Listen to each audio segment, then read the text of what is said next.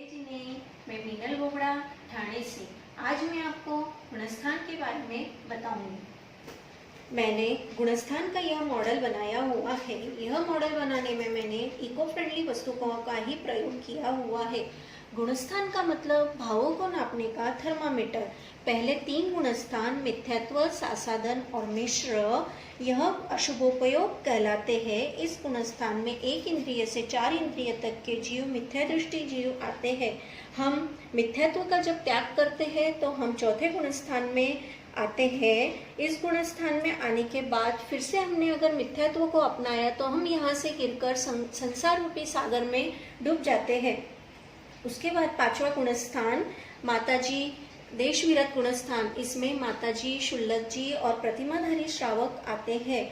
6ठा और 7वां गुणस्थान जो होता है वो सिर्फ मुनि महाराजों का होता है। इस गुणस्थान में मुनि महाराज जब आहार लेने को निकलते हैं तो उनका 6वां गुणस्थान होता है, और जब वो अपने ज्ञान और ध्यान में लीन रहते हैं तो उनका 7वां गुणस्थान होता है। 4 से 7 तक के गुणस्थान को शुभोपयोग कहते हैं। 8वां गुणस्थान अपूर्व। पंचम काल में 7 के ऊपर कोई गुणस्थान के ऊपर नहीं चढ़ सकता, क्योंकि 8वें गुणस्थान में जाने के लिए हमें शायिक सम्यक दर्शन की जरूरत पड़ती है, और पंचम काल में शायिक सम्यक दर्शन का अभाव होता है।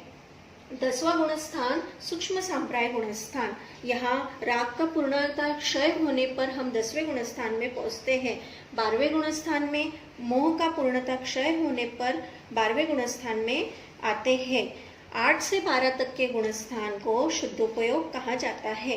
13वें गुणस्थान यानी संयोग केवली में केवल ज्ञान की प्राप्ति होने पर हम 13वें गुणस्थान में आते हैं।